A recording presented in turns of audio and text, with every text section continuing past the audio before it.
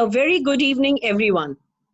As Jill Churchill correctly said, there is no way to be a perfect mother, and 1,000,000 ways to be a good one. We as mothers want to do the best for our children, but accurate parenting is not an easy job. So, today we have an expert amongst us to make this easy for us. Tripti Chaudhary Vaid, a child, adolescent, and young adult psychologist specializing in emotional disorders for children, adolescents, and young adults, is an international affiliate member with the American Psychological Association. She practices regularly at the Center for Child and Adolescent Wellbeing in MP Heart Clinic and Sant Paramanand Hospital in New Delhi.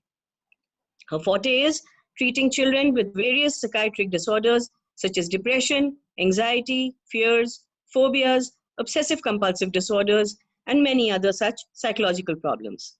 She also holds workshops on parenting and trains young and master level students in psychology. I would now request our chapter chair, Dr. Aarti Gupta, to welcome our guest speaker for today.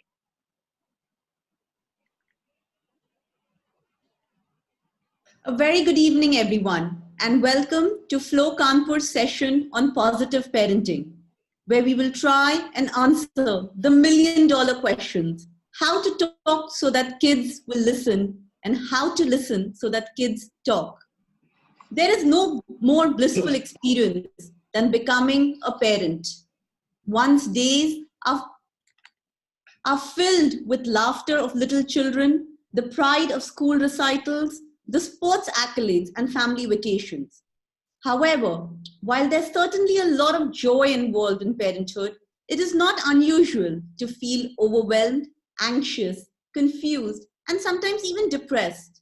After all, this is the world's toughest job that comes with no guidelines or a manual.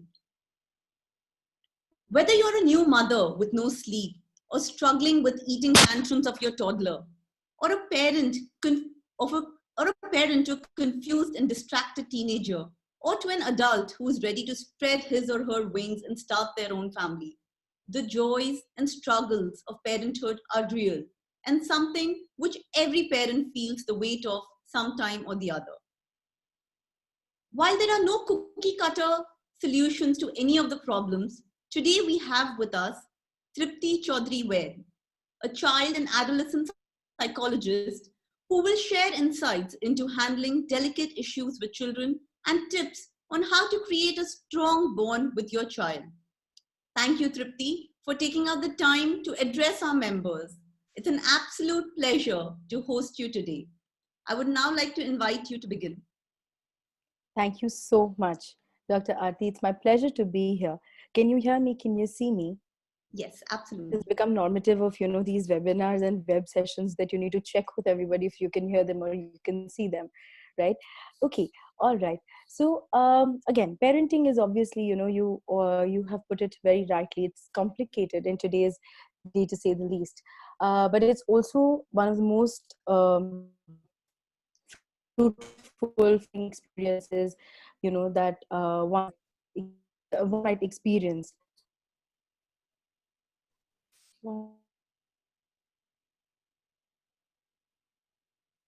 We can hear you.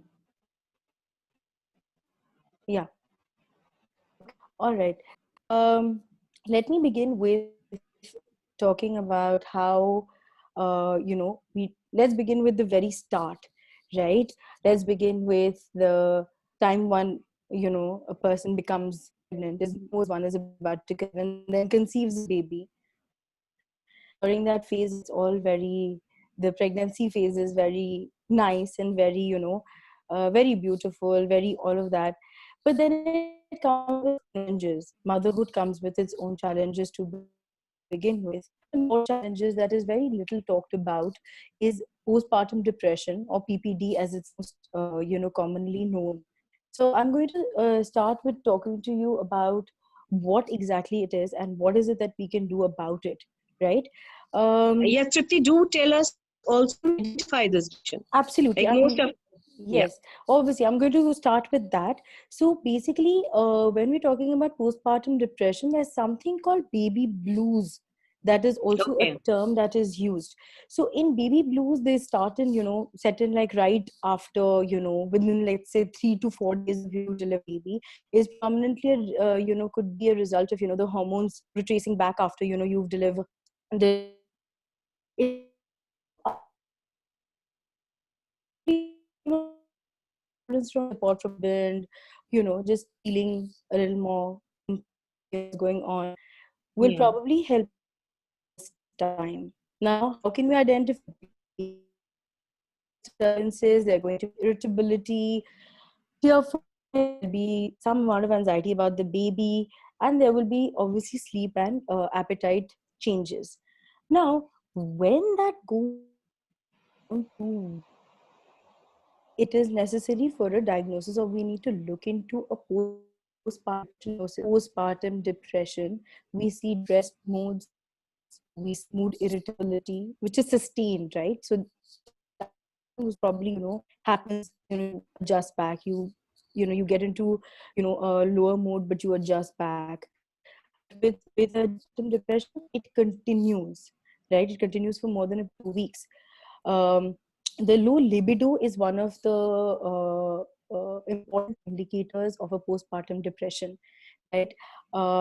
Energy, lack of feeling any kind of pleasure, fear of, being left alone with the baby, feeling very overwhelmed with all the responsibility that one may have.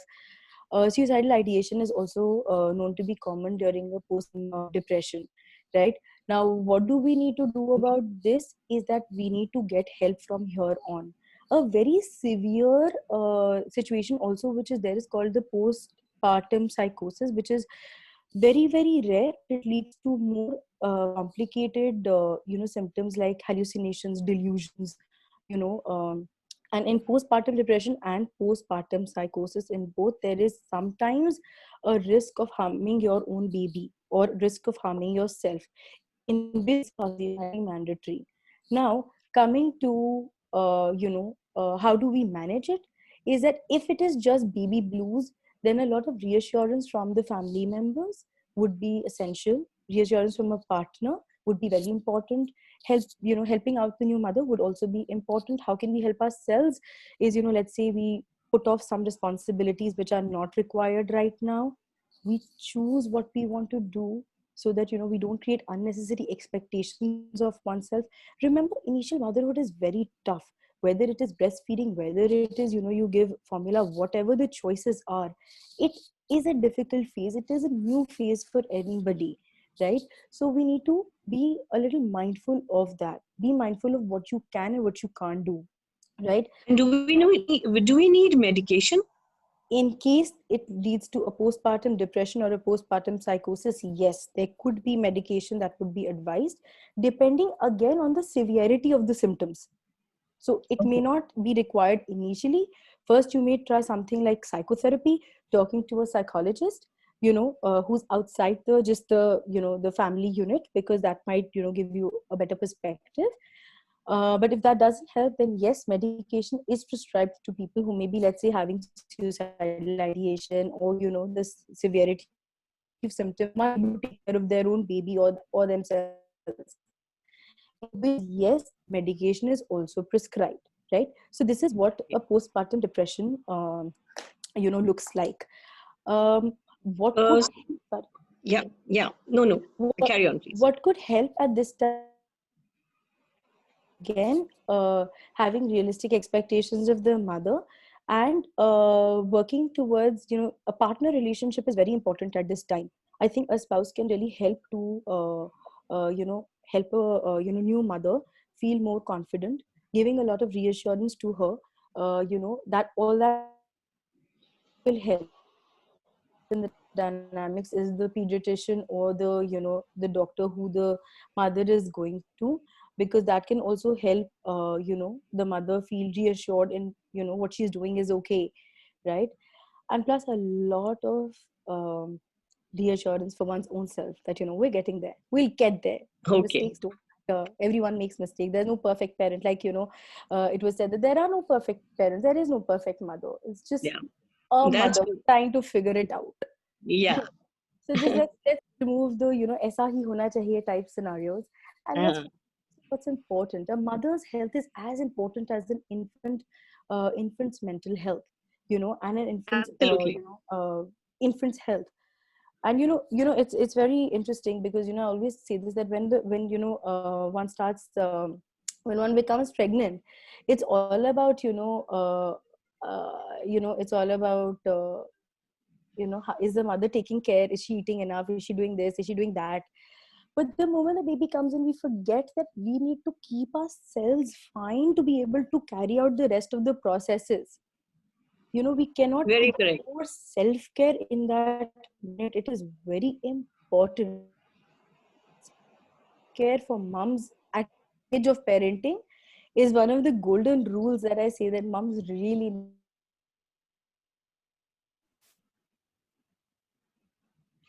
So, Tripti, that's wonderful information on postpartum depression because generally people don't discuss this and don't talk about it. Hmm.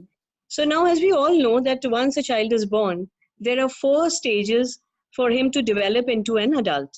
Right. That is from an infant to a toddler to a preteen to an adolescent and finally an adult. Hmm. So, starting with infants, what do you think parents should be mindful of in order to give their child a healthy psychological development?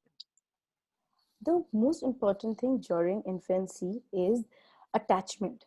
Now, attachment that is warm, attachment that is secure, attachment that is responsive is good attachment.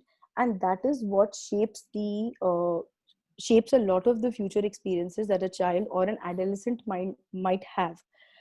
The absence of a secure attachment or an appropriate attachment is linked to unpredictability, violence in children, risk of school dropouts, difficulties in coping, developmental delays. So there's a lots of flip side of not having a secure attachment with at least one caregiver, right? So early experiences are very important, and in my experience of working with kids, I have noticed that the early childhood experiences are very, very important, and traumatic experiences actually lead to a lot of severe psychological concerns later on in adolescence and maybe even young adulthood. So it's very important to have secure attachment. um, Again, traumatic experiences in early infancy are linked to depression, a lot of risk taking behavior, addictions in the adolescent population. So again, it drives on the point that uh, what is attachment or what is secure attachment. It could be responding to the child. Let's say the child says goo goo gaga whatever, and you respond in the similar way. That in itself, like, these are things that I think a lot of parents already do, but they all have a purpose that they solve. So this leads to secure attachment. If Okay. the baby is crying, and the mother holds the child or the father holds the child, whoever, right? The child instantly feels comforted, knows that the child's in a safe environment, in a secure environment, right? The more you talk to a child when the child is at the infancy stage, it leads to it's linked to language development and language skills in children. The one thing I want to point out here is that infancy is an interesting time for giving enough stimulation. I think why attachment is important is because it leads to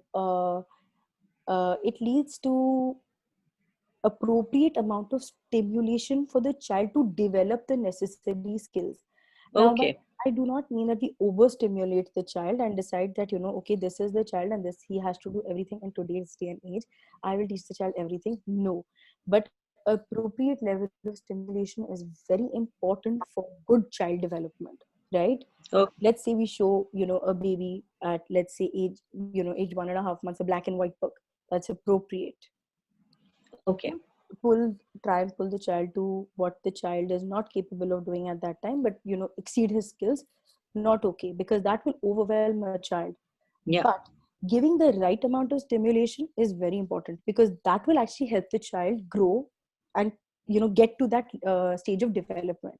No point of pushing the developmental stages. No, that's not a requirement. That actually leads to more concerns in children than it helping out, right? um That is, I think, exactly the next thing I was about to ask you. So it was like once this baby grows from infant to a toddler, the energy levels increase. Yes. And as parents, how are we supposed to channelize this energy into some positive activities? That is one. And how can we make our baby feel happy and secure? Right.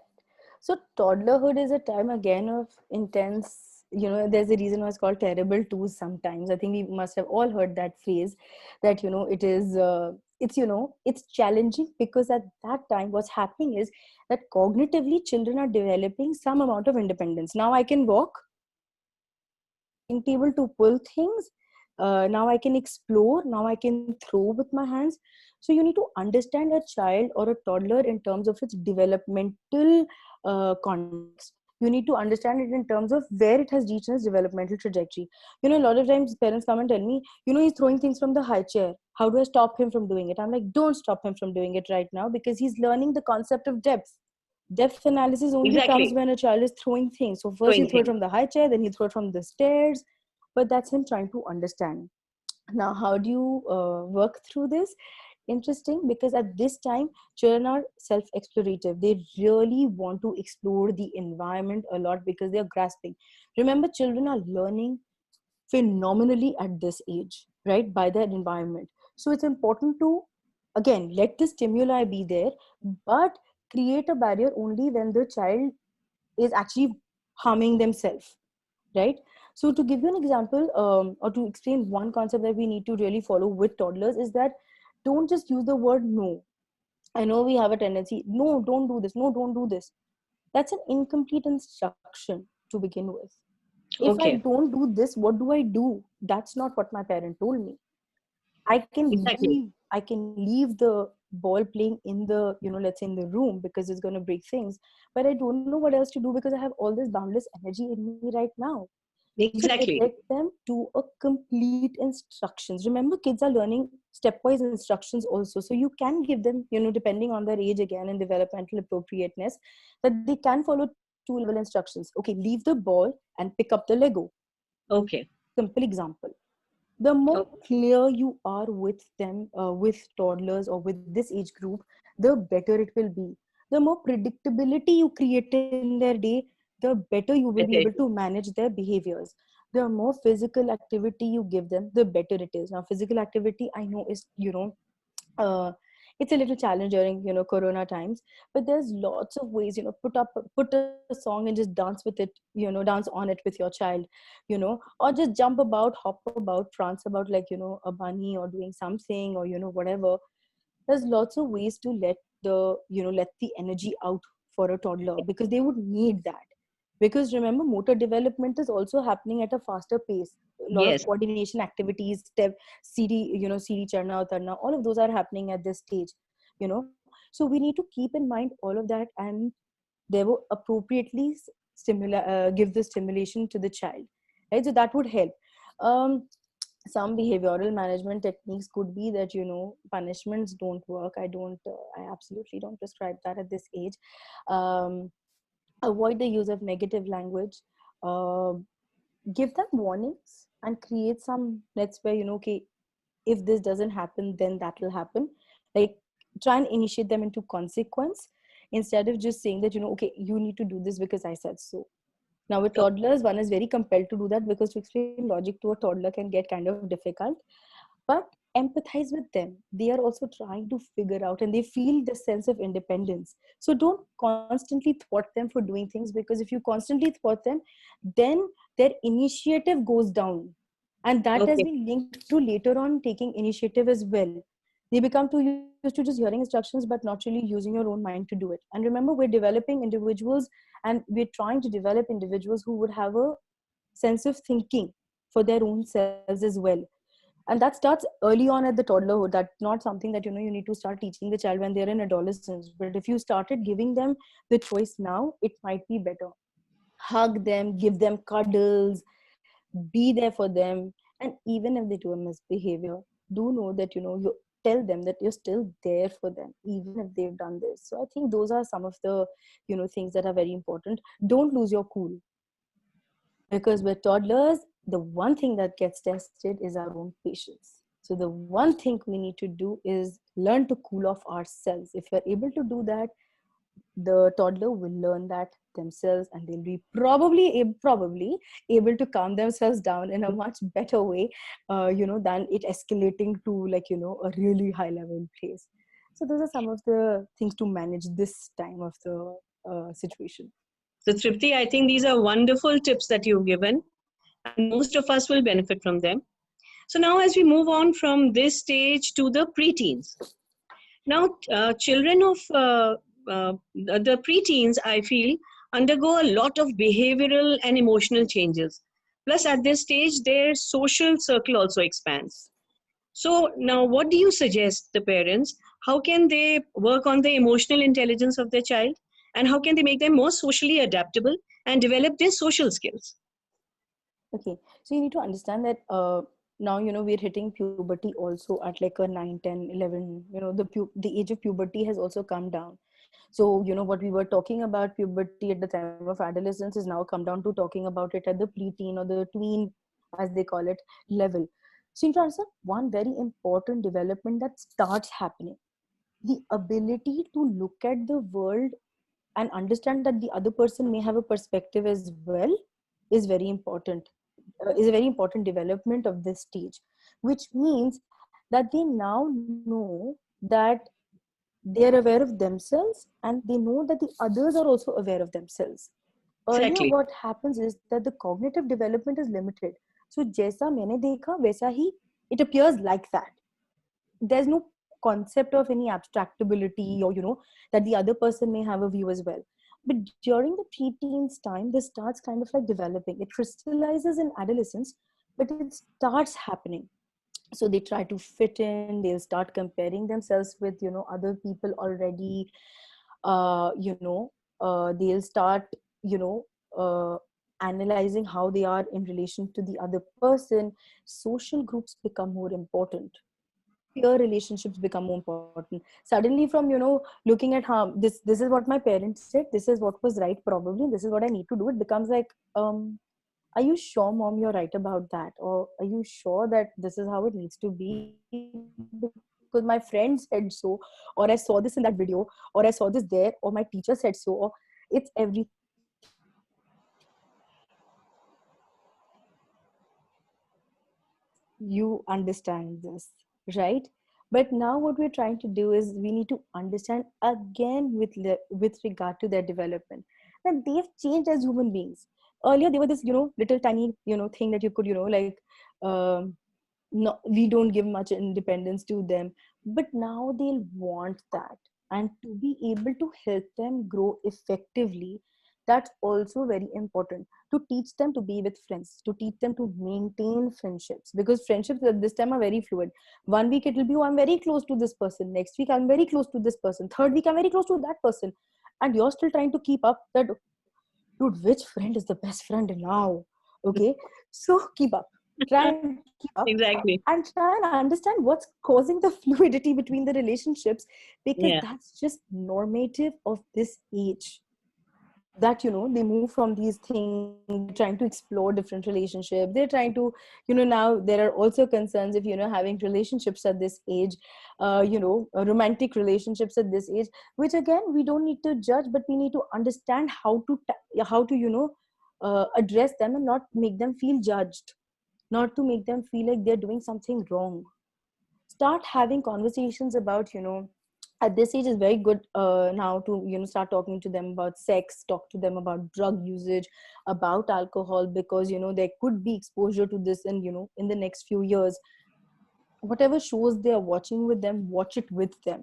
Don't judge the shows, but watch it with them and try and explain concepts that may come up in the shows, which which may be hard for you to kind of like understand, but then try and explain it to them so that that they've got it clearly, which is Okay. very important. Remember that they're also muddling up their own information and Yeah. trying to get information from 10,000 sources, which may not be correct.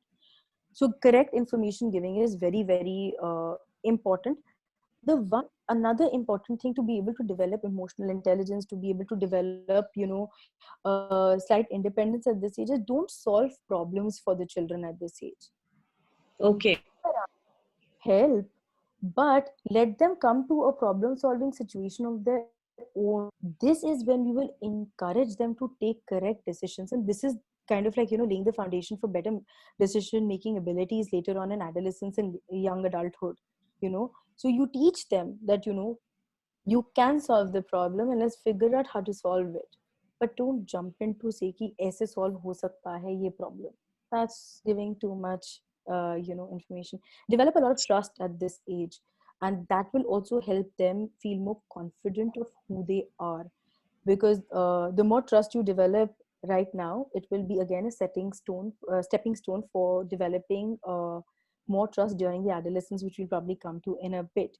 And know what's happening in the child's life. Like I said, try and keep up with their friends. Don't completely leave them. Have that balance between giving them slight autonomy, slight uh, independence, slight freedom, but also know and don't be clueless about what's happening, because this is a very, very impressionable age as well. So keeping all of this in mind, all of this will help them develop better social relationships. They will know a sense of right and wrong. It will help them be more attuned with what they are feeling, how they can cope with situations. So that's how we can probably deal with the tween age. So I In the think parents need a lot of understanding, lot of patience, and lot of their behavior also to be changed at this age. Yes, because it's quite So a jump. it is a jump. It is a jump. Yeah. Now, finally, we come to the most important part of our discussion, and that is the adolescent stage, Tripti. And I, as a counselor myself, have noticed that most of the psychological issues need to be addressed at this stage. It could be peer influences, it could be anger tantrums, it could be the need for their privacy, and so on and so forth. So, how do you handle all of this? Plus, there is a very important thing at this age that children don't want to talk about their issues. So, how do we deal with this? How can we make them just speak up? Okay, so step number one is that we need to be non-judgmental when it comes to adolescence. We need to let them also allow them mistakes. What happens is that, at this age, suddenly parents are like, up to, now you're older, and now, you should know the difference between the right and the wrong. And, they sort of sometimes judge the children on the basis of the mistakes they might make. Now, that, in my understanding, is probably the what hampers a parent child relationship at this age the most. What adolescents are looking for is unconditional support from their parents. Now, support, I don't mean that they do something wrong and you don't have explain consequences to them. But if they're about to make a mistake, you tell them consequences that could happen out of the decision that you're trying to make. Whatever decision you take, I'll be there with you, but remember, the consequences have to be borne by you. So showing unconditional support is this. It's not that, you make any mistake, you go do whatever, and I'll be okay with it. No, I'll be okay with it, but you will have consequences, and I'll be there to support you through the consequences. I will not say I told you so. Okay. Avoid helicopter parenting at this time. If you Okay. constantly are hovering over your child, they will only get more aggressive. They will only be like, they will have more secrets. So keep the channels of communication open. Talk to them about different things. Talk to them about your own experiences. Those really help to also keep the child to understand that, okay, my parent was also an adolescent once, and they also must have done some mistakes. Because what happens is suddenly that, parents are put at a pedestal during the adolescent age, and children are, and the adolescent is here. So suddenly they're like, okay, I can't tell them this because, they may not have done this, they don't understand this. But the point is, when we share how we were probably at the adolescent stage, and even if we didn't have these experiences, if we made up some and told them, they would feel more like, okay, my parent is not like there, but it's like my buddy, I can tell him or whatever, I can at least find that avenue. Because again, information is important to be shared at this age, but forcing children to share might not be a good idea. Have some techniques like, family sharing time. Those are good ideas. Family, gaming nights where, children are allowed to share what they're going through.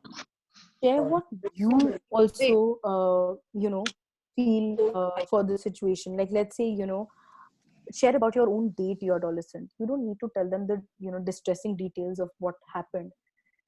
but do share something with them so that they feel that, they're also in that relationship together, right? Some of the ways of, moving around adolescent parenting again are that don't enforce rules as this is how it needs to be done. Discuss it with them. Create rules, limits, uh, whatever, timelines, curfews with them. Discuss it with them.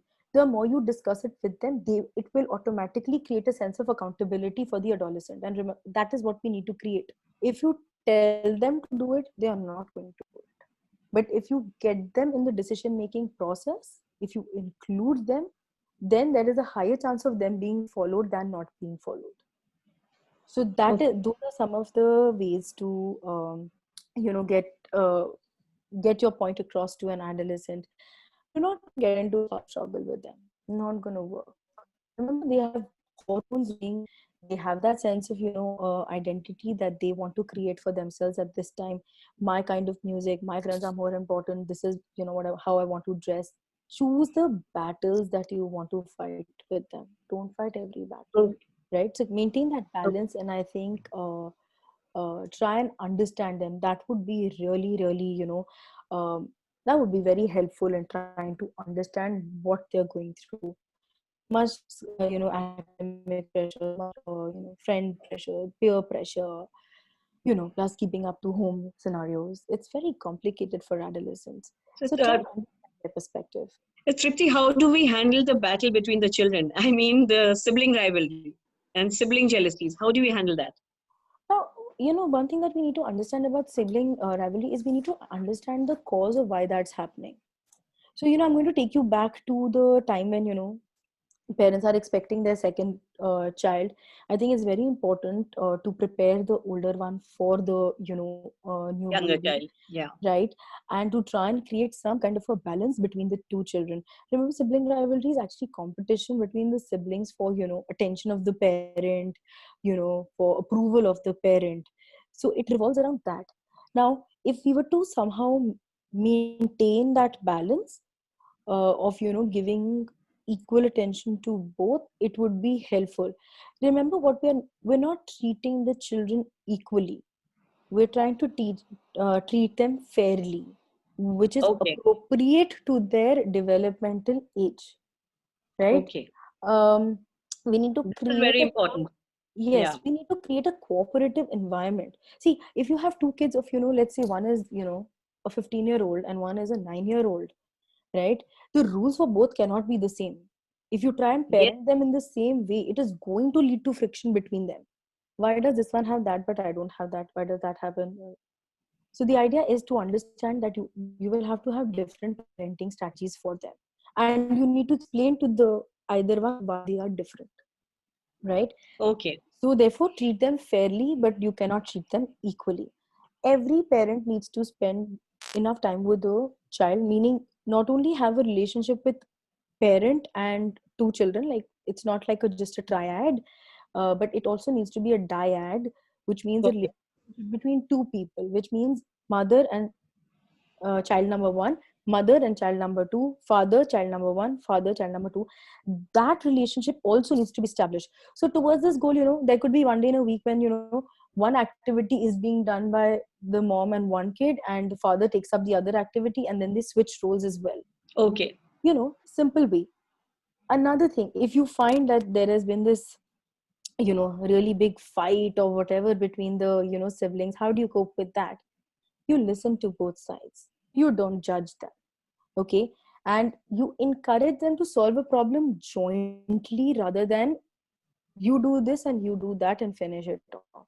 That doesn't work. So to be able to teach them how to cope with their own situations by themselves is important. To give you an example, let's say two siblings are fighting over something, and the mother intervenes and says, okay, you're not going to go to your football class, and you're not going to go to your art class. That does nothing for sibling rivalry. It only makes it deeper, and it makes it more irritating for the child, because he's going to be like, okay, I couldn't go to football because of you, and I couldn't go to my art class because of you. The grudges get attached. It gets deeper. It gets seeped even deeper. Yeah. However, if you told the kids, okay, fine, now the idea is you both clean up this cupboard together, clean up the shelf Yeah. together, do an activity together, that will be taking care of uh, the sibling rivalry. It will make them, put them in the same space, so that will help the situation rather than make it worse. So again, be mindful, stay calm about this, because in most cases, in my in my experience, there is some amount of sibling things that happen, and also a lot of it sometimes stems from parents. Look at your older sibling performing like that, or look at your younger sibling performing like that. So comparisons need to be totally out. Avoid. Please see them as two separate kids, two separate human beings growing. Comparisons never help, right? So one of the important things is that do not compare, and appreciate both a lot. Like, appreciate two or three, appreciate them a lot, because the appreciation really goes a long way in helping children develop secure beings, right? So appreciate them a lot. uh, have fun with them, I guess. Yeah. Yeah, one of the members have a question here. When should we give a separate room to the kid? When do you think a separate room should be given? See, most families, have a different rule for that. But I always say that when they hit their puberty, they hit their teens, it might be a good idea to, give them their separate rooms. But again, depending on, what limits and rules you set for either of them to be in their separate rooms, that becomes important. Do not shut the door, do not lock the door. Those are some of the things in early on you need to tell encourage the child not to do. But slowly and steadily, you need to make revisions to that as well. So those are some of the things that we can start at the preteen tweens age. I have seen, Tripti, in the last decade that depressions in adolescents have really shot up. So, what do you think is the major reason for this? Lots of reasons, Zalka. One of them, the life is very stressful. You know, the academic pressure, peer, peer requisites, social media. There are lots of factors. Exposure to so many more things now. The ease of availability of information, of all of that. A lot of bullying happens in school these days. It could be because of it could be because of body, it could be because of other things. So there are a lot of factors that have led to a rise in adolescent depression. Trauma on the personal front, family breakdowns, um, concerns at home, academic decline, lots of lots of reasons for adolescent depression to go up in today's day and age. So, Tripti, I think as we have mothers of children of all stages amongst us today, I'm sure they have a lot of queries for you too. Right. So, I would request Kanika Ved to now take up the members' queries with you. So, over to you, Kanika. Good evening, everyone. That was quite informative, Tripti. And I'm sure now we have come to a conclusion. Parenting is not that a tough job. It's just that we have to use a right mind. Yes. And a lot of inquisitive parents sitting here with us. So for my first question, I would like to call upon Pooja Gupta. Sure. Hi, Tripti. Can you hear me? I can hear you. Hi, how are you? Hi. What Very a well. How are sign you? today, huh? I just realized that I have to be more calm and patient now. Absolutely. Absolutely. You got it. You got this.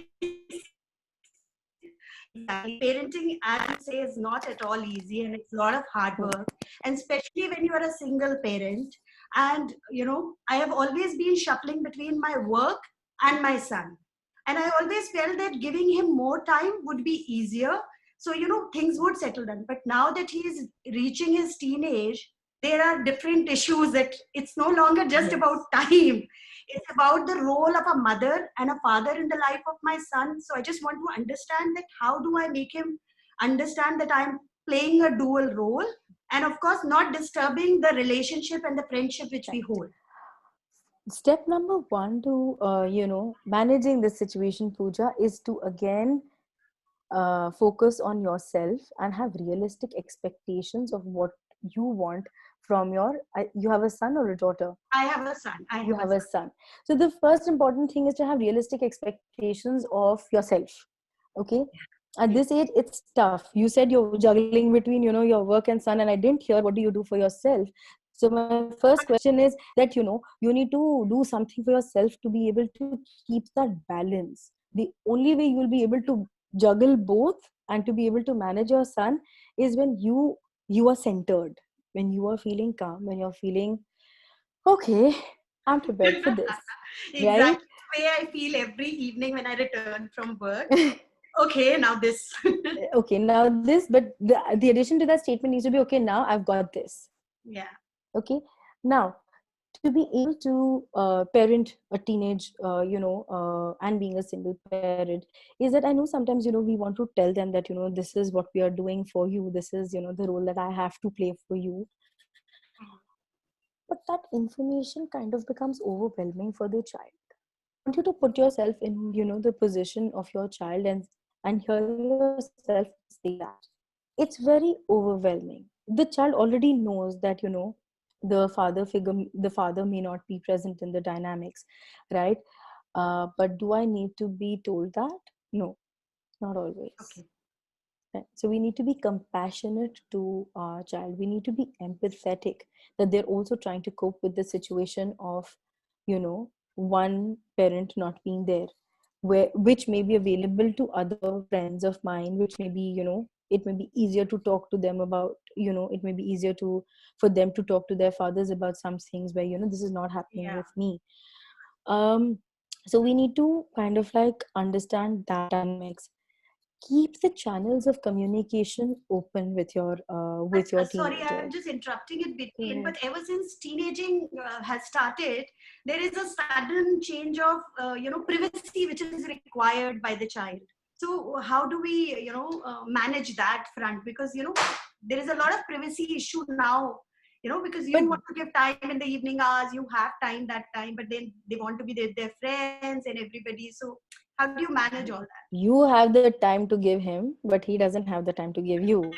You need to check with him, dude, when can I spend time with you? I really want to. Let's do something.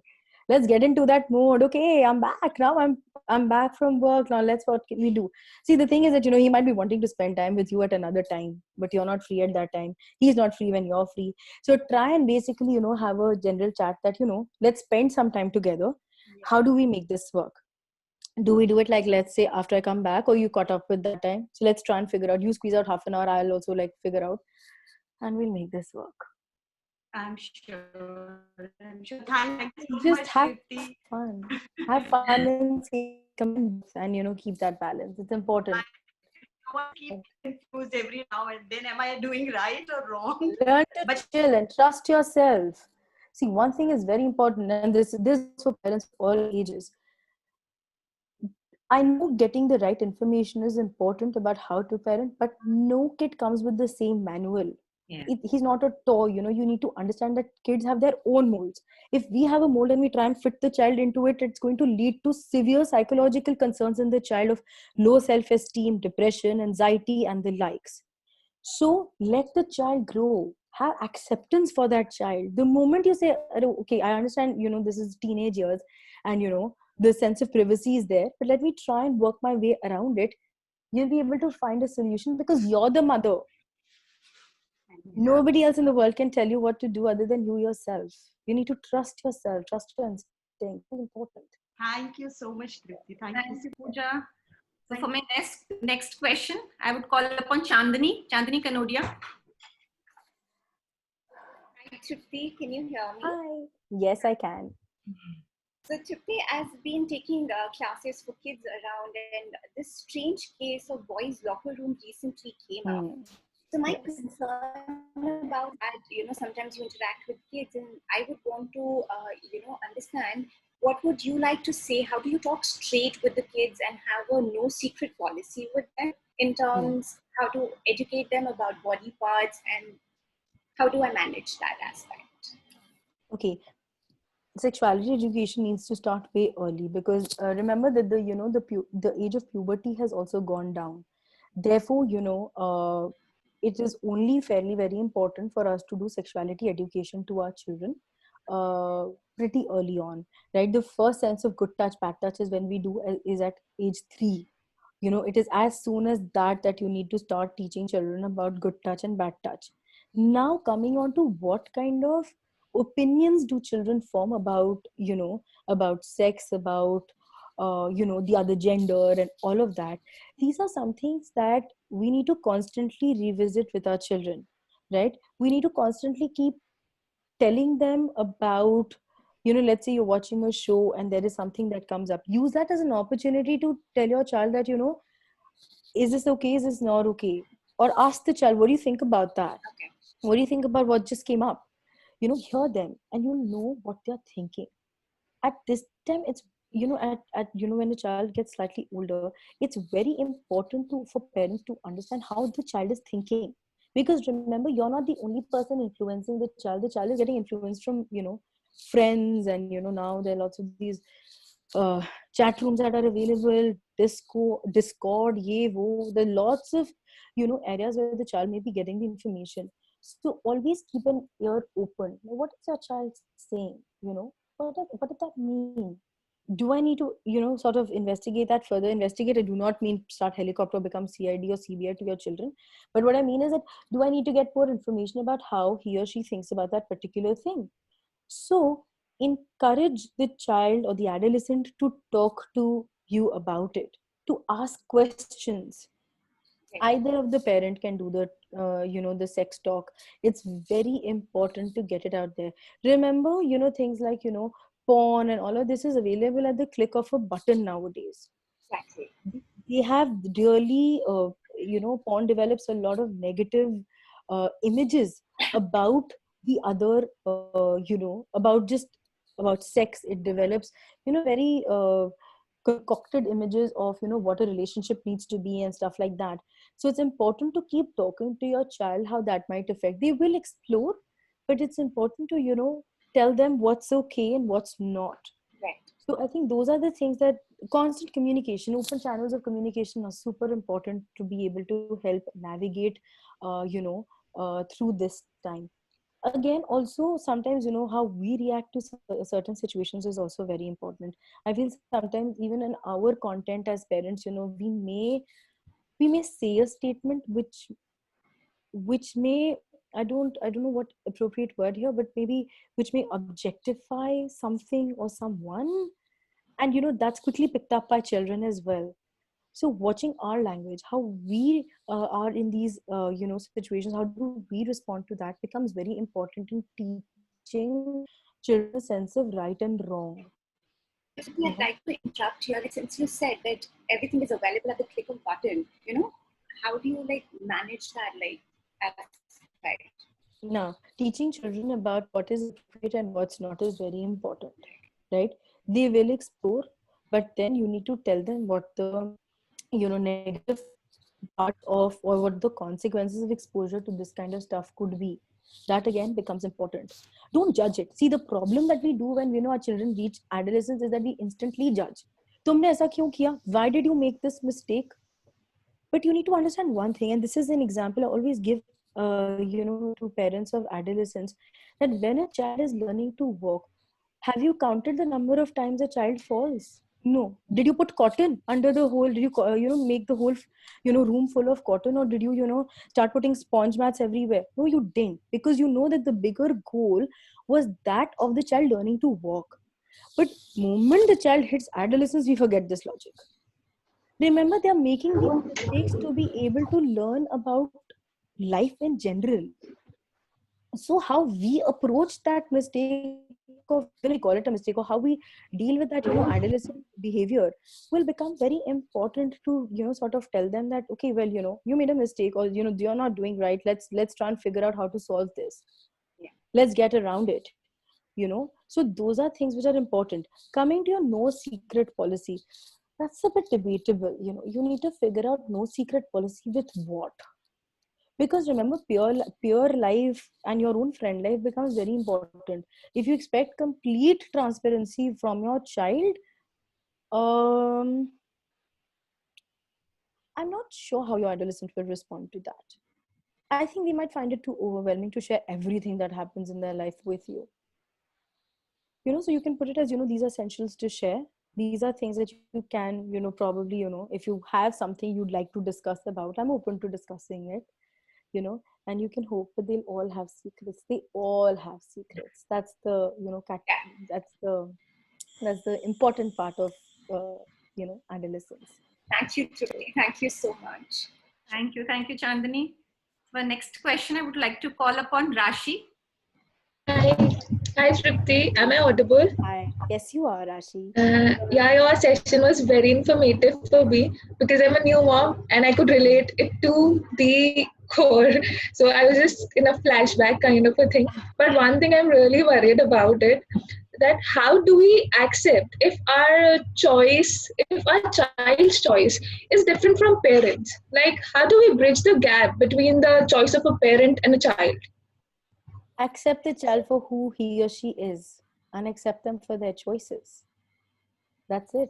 But sometimes it's like I feel this is correct, but she feels that this is correct. So how do I like just fill that gap? No, I just want to go. I just want to take a center path, a mutual decision. Okay, this is okay, and this is also okay. We agree on the same thing. I just want that. How do we do that? Making them agree to your own thing is, you know, like saying ki my way is right and this is what you need to do. But in that, Rashi, we are not encouraging the child to think. Ask the child why the child feels that that way is the correct way, that choice is the correct way.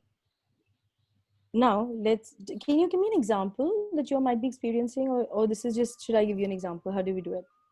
You give me an example, will be a better thing. So let's say, you know, the child, you give an option to the child that, okay, well, you know, let's say it's about, you know, homework khatam kar lo, or whatever, something like that. Okay, and the child says, mujhe nahi karna hai. I don't want to study right now. What do? That's their choice. Be like, oh, yeah, exactly. So I'll be like, Abhi, let's do this, and after that you can play. But she'll be like, no, first I have to do this. Yeah, but why should I do your logic? I'll still finish it. The goal is to get the homework finished, right? Because at some point of time, I know she will not be able to do it later on. Now, see, that's where we are not believing our child, Rashi. Now, that I wanted you to say that, because that's exactly how parents think. We think of the most negative thing that will happen in the situation. Why can't the whole topic is about positive parenting? Believe your child will do it. And there is tremendous power in the concept of intent with your children. Let's come to a midpoint. Okay, cool. That was a good idea by you. Tumhara bhi nahi sunte. Let's not do it at 5:30. Let's not do it at 7:30 as you wanted. Let's do it at 6:30. You do this activity for some time. Okay, your choice. You know you'll be able to do it. Help them plan it out. Okay, you need 2 hours to finish this task. Okay, you need to sleep at, let's say, 8:30. It's 6:30 now. How do you think you're going to do it if you continue doing this activity on your own? Give them consequences of the decision that they're about to make. Don't take the decisions for them. For a younger child, you can take decisions, no problem. Actually, you know, even for toddlers, you need to give them a choice. Exactly. I was just going to say the same. It's not so easy. But then, you know, the more decision making you encourage in the child, the better decision making abilities they will have in the long run. The more you spoon feed them with your decisions or this is how it needs to be, they lose their ability to think.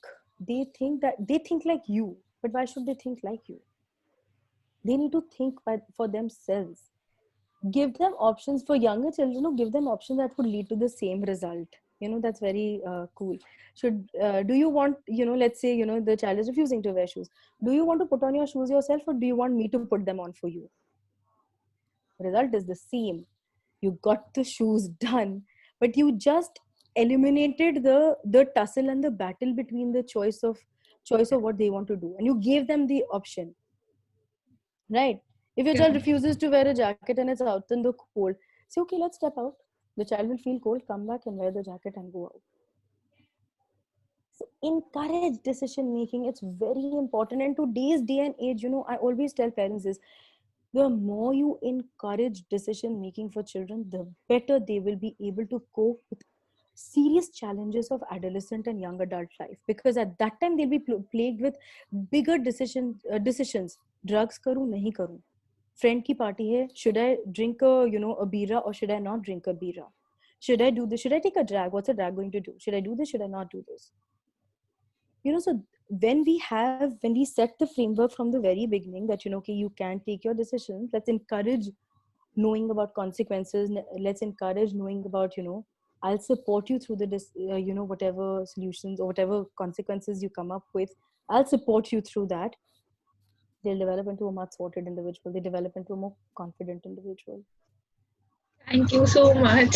Thank you. It's really going to help me. Thank you. Thank you, Rashi. It has definitely stirred some emotions, like taking us back to the situations where we could have taken a better decision. For my next question, I would like to call Kriti Shroff. Hi, Tripti. Hi. Hi. That was a great talk on decision making, and I personally feel the same, and it's very important. I'm a counselor, and I feel and I see a lot of students these days lack grit and perseverance. How do you think, as a counselor, as a mentor, could I support parents and students develop these values? These are very important skills you've talked about, Kriti. Grit, perseverance, hard work, all of these, the one sure shot way of getting them across to their child is when you exhibit them yourself as parents. The more grit a parent shows, the more persevering a parent is. Children learn, that kind of a skill from their parents.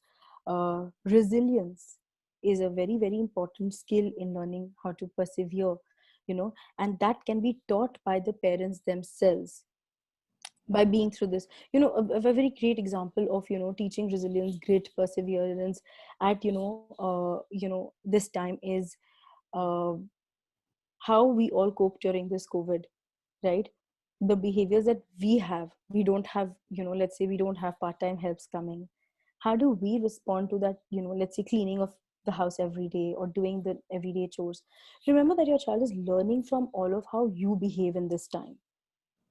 This will be like a great learning experience for them to be able to become resilient in the future, to be able to persevere towards something, to be able to do something repeatedly without till you get it where you want to get it, right? So I think leading by example for parents is one of the best ways to teach this skill. Second, when parents share their own stories of how they may have accomplished something, or from stories of people who have accomplished something, or not even accomplished something, who've just managed to overcome their challenges, would be like a great way to teach children these kind of skills. At a lower age, you can use a lot of social stories, you can use a lot of stories that one may find to be able to teach these skills. At a slightly older age, you can start using stories from yourself, and then you start picking up stories from when they were perseverant. Reinforce that. The more you reinforce that, if you feel that, oh, your child was was like, okay, I'm going to do this game, let's say, if it's a game, oh, I can't do this level, and 2 days later he comes and he says, I've done that level. It may actually work as a great example of perseverance for the child. Look at the perseverance from the perspective of the child. Help the parents understand that, and you'll be able to find tons of examples from their own lives that they persevere. I'm sure. Thank you so much. You're welcome. Thank you, Kriti. So we have a question in the chat box, Tripti, that we try to convince children these days, especially during COVID, to wake up early, enjoy the morning routine, but they don't want. They want to wake up all night, chat with their peers. So how to deal with this? Again, some kind of limit setting is very important. When I say that, you need to have, an open scenario with the children, I do not in any way mean that you don't have these rules and don't have these, guidelines for children. So have that, let's say that we don't use our phones in the night.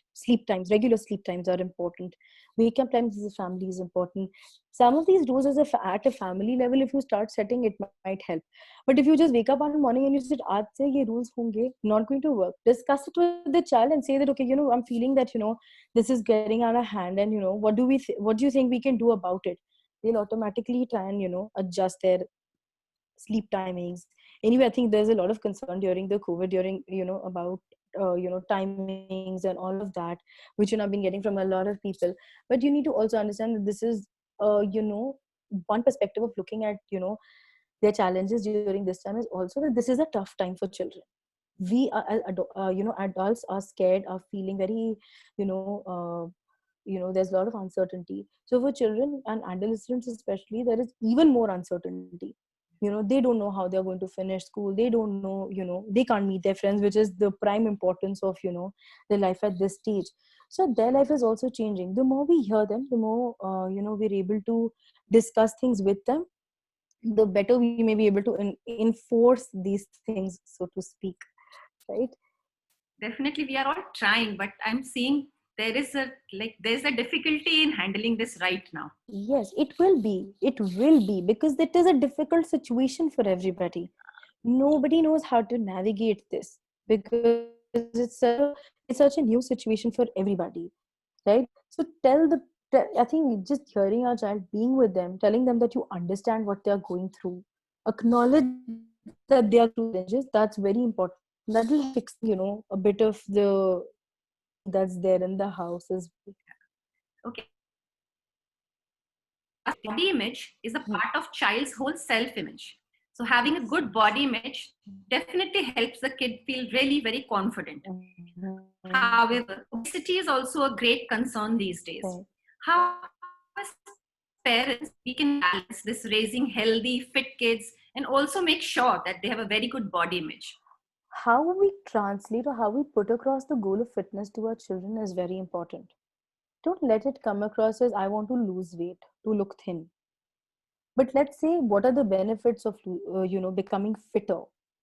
The benefits of becoming fitter would be, okay, increased concentration at work, more attention span, able to feel happier because, exercising leads to secretion of those hormones, which makes one feel happier, have better moods. They teach spirits of, let's say, you're going out with your child to do a workout or whatever. It teaches a lot of, it teaches to be centered, it teaches focus, it teaches sportsmanship, so it teaches, right now teamwork is obviously not possible. They're not playing sports together. But, when that does happen, teaching them that, becoming fitness is also about being in a team together. So how we communicate the same thing becomes very important. I can also say you're fat, you need to lose weight, but that's just mean. But if we said, okay, let's, become fitter. I want to, become fitter, and can you help me become fitter? That might work as a better approach. In this case, we would not be, damaging the body image of the child. Remember that there is a lot of focus on body image issues right now. Lot of focus on, thinness and fatness, and fitness is not about that thing. So when you make the central goal as fitness, then we just need to think about fitness. These terms automatically dissipate, and we'll make that as the goal, right? So terminology may need a change, and I think that may help matters. Again, like if things like, let's say I say, that okay, I have to go on a diet. Yeah. An adolescent girl hearing this would be like, okay, my mom needs to eat this food to go on a diet. But what is a diet? Why does she need to be on a diet?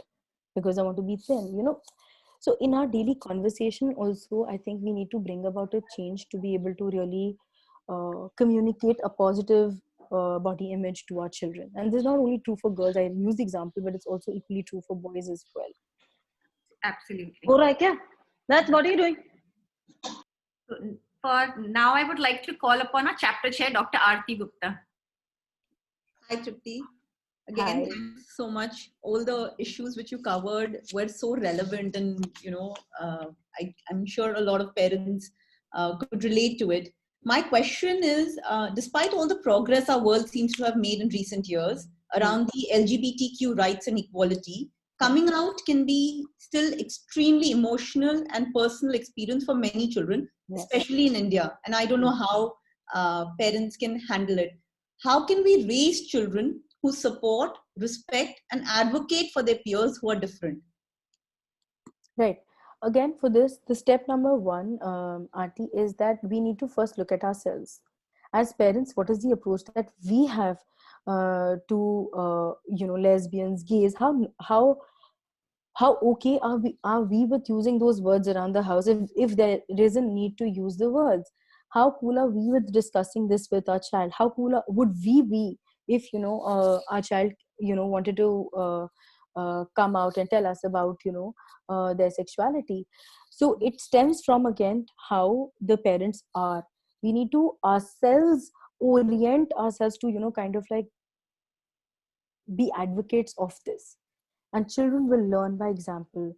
They will not shame anyone who's a gay or lesbian or whatever. And actually speaking, in my experience, I've noticed that children now are becoming a lot more aware of the different terms that exist. There's bi-curious, there's bisexual, there are lots of terms. And I think there some are asexual, binaries. Some of these terms, if we were to sort of educate ourselves about it and talk to our children about it, they would feel more comfortable about these terms. They would be more compassionate. Also, I think we need to teach children the right information. Firstly, that what is the difference between sexual behavior or sexual orientation, or what does it really entail. Because a lot of times the approach is children don't have correct information of what can it be remedied as something which is extremely not appropriate. Then you disapprove of the jokes that may happen around around this aspect. If you indulge in jokes, they think it's okay to joke, they think it's okay to criticize it. They create that barrier. But if they're okay with it, be okay with it. And I think we'll raise a generation of children who will be okay with it, who will be more cool with their with their peers, following a different sexual orientation.